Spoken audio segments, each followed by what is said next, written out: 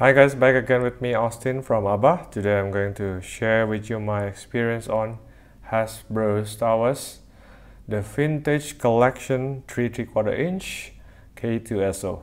Okay, this is also a 1/18 scale. Now I'm an opener, so I'll open this to you. Sorry guys if you collect Minon card figures, that's not my style. Anyway, we have the card here. Let's take a closer look at the card. It has Rogue One, the name of the movie, on the front. And then we also have the artwork or photo of K-2SO from the movie. We have Kenner, and then at the back we have some readings which I'm not really interested on. Anyway, so yeah, it's pretty much your vintage collection card.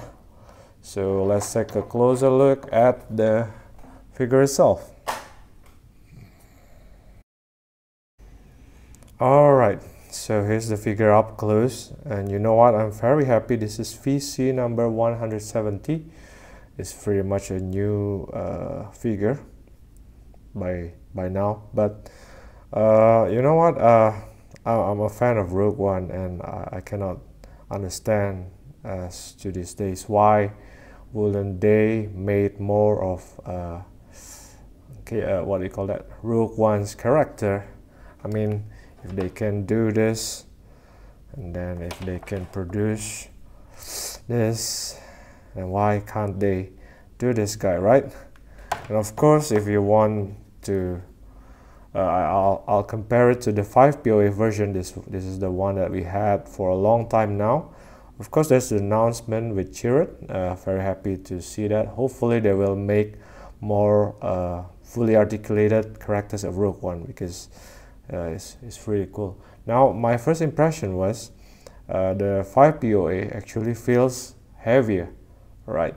And then some parts somewhat similar, but then the joints on the TVC one is bigger, of course, because it is needed, the movement is needed, but on some part, like the shoulder pad here, the 5POA is actually bigger, right? Which now, if you ask me, is it a problem to have a lighter figure on the fully articulated one?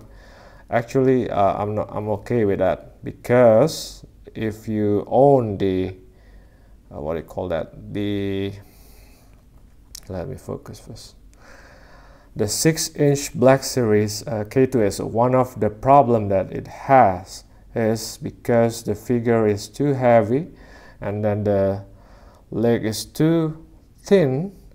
It's very easy for the figure to stand, but it simply won't hold even to do a vanilla pose. So I think it's a good move to make this figure lighter, and then it can stand. It actually stands really well. I never had the case that this figure falling off. All right, and another thing is to point out the difference with these two, aside from the articulation, is that there are some paintworks that if you see on the TVC version, you have all the dirts here and there, for example here, and then on the joints here and here, which is not we don't have it on this one. It was good, it was only lacking on articulation, but thankfully now we have this. All right, so again, I'm very happy. I've been waiting for a long time to finally have this figure. Okay, let's start from the head first. The eyes is painted with somewhat silver metallic, and then with a little bit of details there on the head. All right. Okay, I like the details on the below, what do you call this, a bit of metallic parts, and then there's a small red there. It's very much K-2SO, very nice. It's very simple. I like the design of this kind of skeleton droid, but very nice. And then the body, we have all the wear and tear on the paints here, which is very nice, again with the dirts, right? And then details on the shoulder part, which is really nice on the mold here, awesome. And then the Imperial logo, of course, on two sides. We have dirt here, we have all the all the wear and tear of droid. It is a Star Wars universe after all. And then the backpack is really nice. I like the details here. It's all molded somewhat, I think. Yeah, you can feel the texture, which is nice. And then this antenna is somewhat rubbery, but yeah, it's solid for the most part. And then the arms, albeit is very small, it actually does come with a trigger finger, so you can see that it has a separate finger on each hand, on each arm. All right, so yeah, he can wield the blaster pistol. We'll see to it later on. And then I like also the details on the abdomen, which is very nice. The pelvis, well, it is mostly in black, but it is pretty much what it is in the movie. But I like all the intricate small little details that we can get here.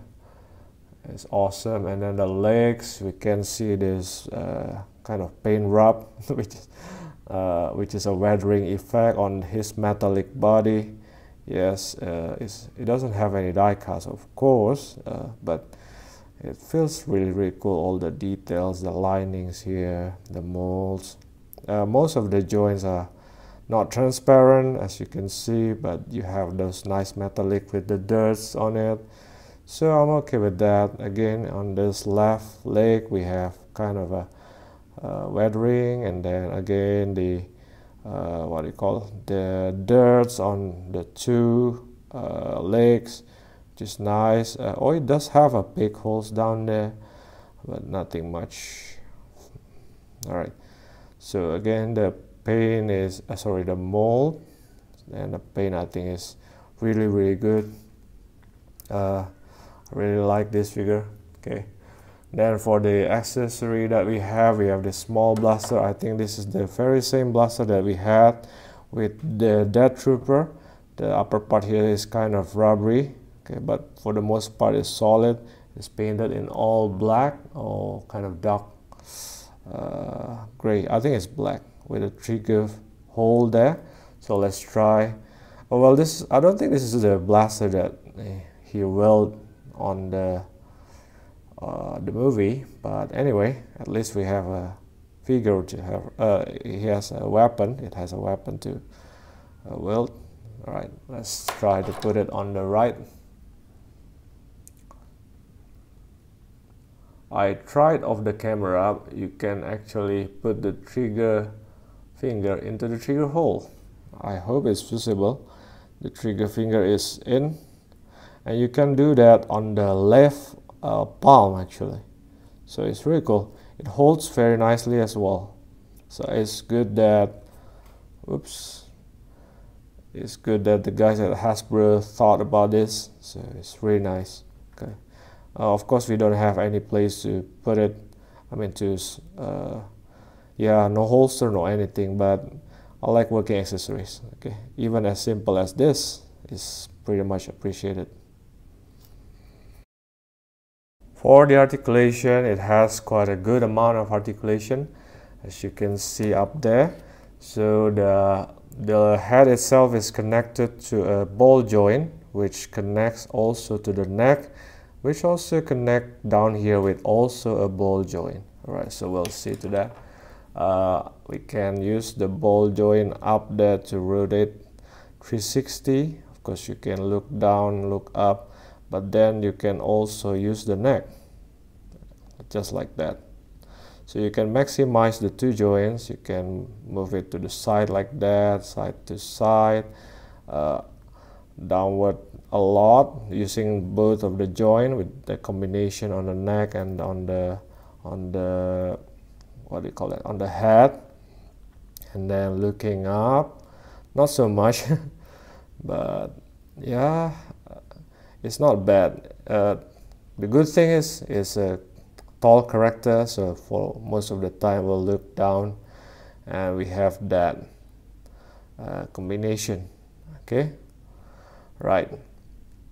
Now before I get to the arms, I'll go to this abdomen. We have, I think it's a ball joint, so you can not so much downward but upward, you have more like that. And yeah, we do have full rotation, which is nice, side to side a little bit, right? And now one thing to note though, the joints on, especially on the elbow and then on the knee, is very tight, for me at least. Not sure about you guys, but that's what it's much better now. I kind of broken it up a little bit after much playing, but it's still very tight. Is it bad? Is it good?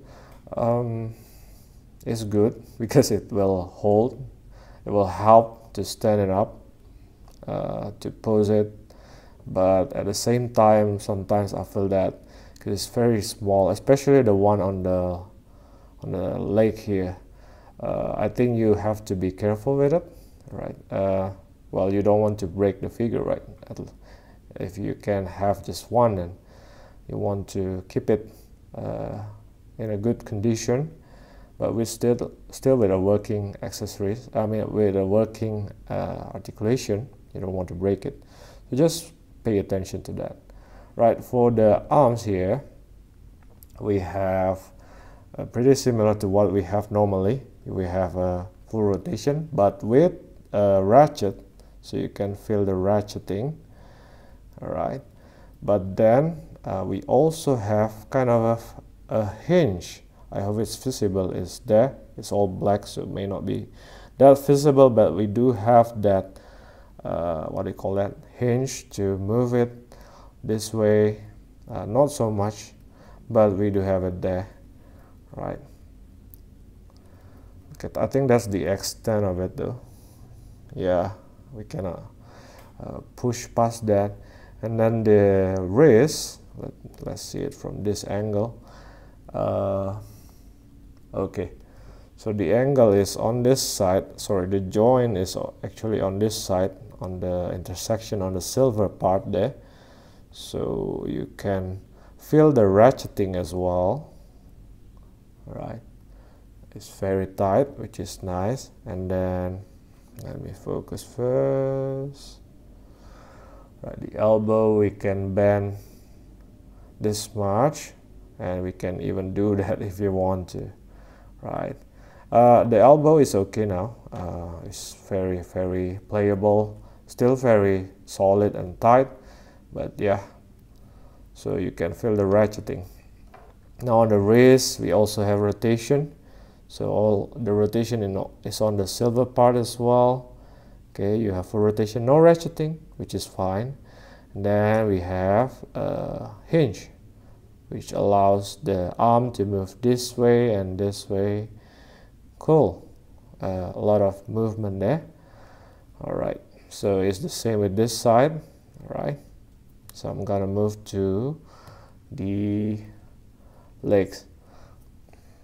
Okay, the legs is quite interesting because on one side you have this, let me focus, the part here, the inner part here, which kind of rotates. So let's see, yep, so you can rotate it. Okay, as you can see, the inner part there actually moves, right? But then you also have I think it has a hinge there. I hope it's visible. You can see the hinge there, small little hinge. Then you can always split it, make it split like that. I hope the joint is visible enough. yeah, so you can do the split this much, right? You can do a good kick like that to the back, right? By combining the two, and then you get somewhat a kind of butterfly effect like this, which really helps when standing it up. I do adjust this hip, the position of the hip, to make it easier to stand. Okay, so yeah, you can combine the two joint and do pretty much what you want with it. Okay, the rotation and the hinge, which is cool. Feels quite nice, very tight. Now the knee, we have rotation, still with the ratchet, so you can feel the ratcheting, right? But then we can also bend this much. You can also bend it this way if you want to. All right. The one on mine, the right one here, is tighter somewhat.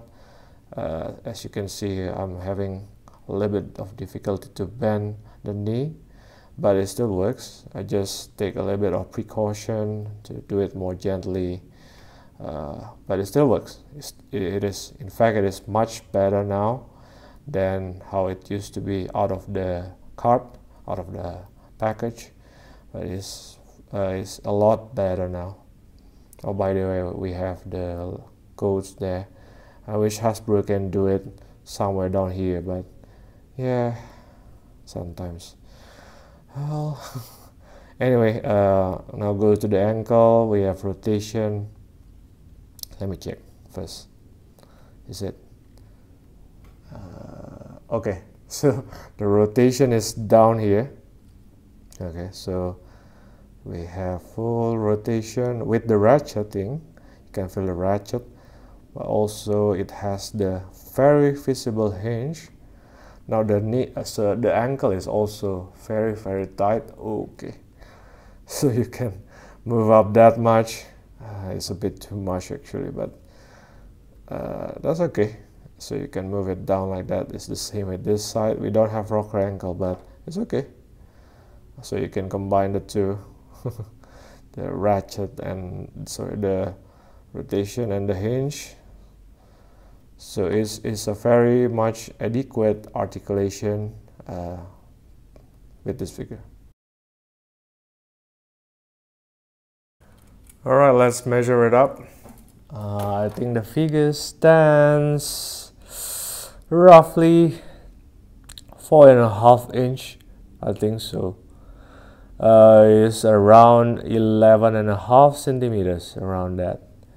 So it's actually quite a tall figure for Star Wars scale. Now let's compare it to let's compare it to the 5POA first. The 5POA is now even harder to stand. It has pretty much similar height, okay, which is right. Let's compare to some of the tallest character in Star Wars first. This is Darth Vader, I think from the Black Series. This is Kylo Ren. Let's move it a little bit to the back, shall we? This is Kylo Ren, which doesn't want to stand. All right, just for comparison, so you can see, yeah, K-2SO is very tall, right? Then compared to the VOTC Han Solo, why? Okay, now this is beside Leia, VOTC version as well. Okay, so compared to Boba Fett,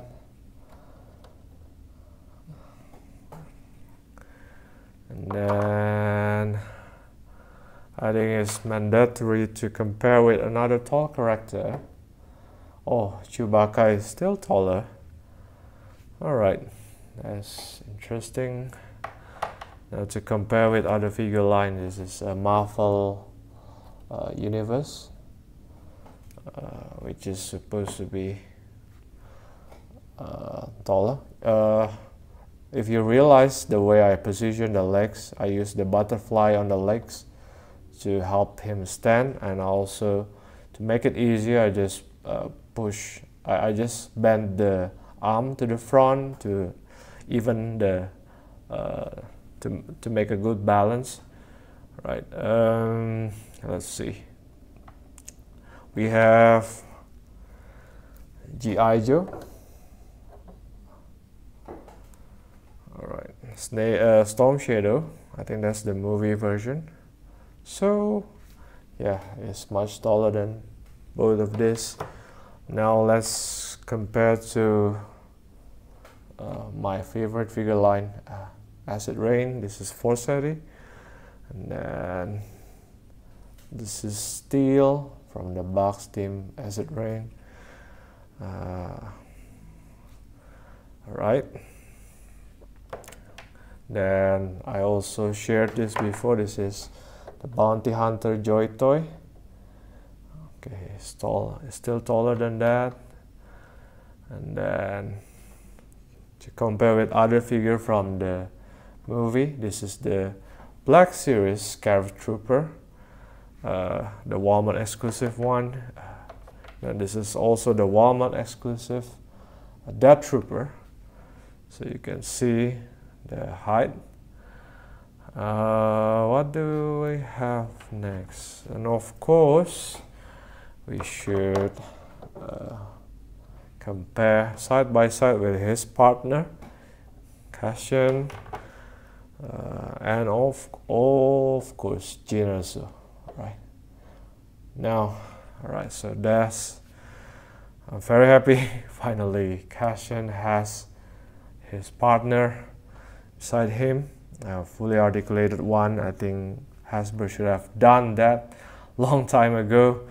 I've been itching to have a fully articulated 3/4 inch 118 K-2SO, but finally it's here, and I'm waiting for Chirrut Imwe, and probably, hopefully, Saul Guerrera's Partisans in the future. Oh, there's no announcement yet, or base Malbus maybe, or I don't know, any other character from the movie would be great. But yeah, it's a very nice figure to have. It's a must-have if you like Star Wars. It's a must-have if you collect the vintage collection line. It's packed with articulation. Yes, it is not as much as the 6-inch one, but it's still adequate. In fact, it is easier to stand. It will hold this position until as long as you want it to be.